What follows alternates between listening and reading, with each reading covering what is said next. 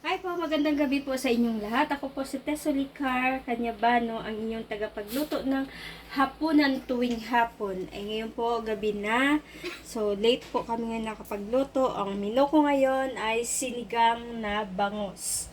Ayan po ang aking bangos. Napakalinis na bangos at fresh na bangos. At ito naman ang talong. At ito naman ang labanos at sitaw. At ito naman ang tangkay ng tangkong at kangkong. At ito naman ang dahon ng kangkong. At ito naman ang sibuyas, luya, para sili at saka bawang at sibuyas. Kamatis, and then okra. Ayan po. At lagyan ko po siya ng kalamyas. Ayan po.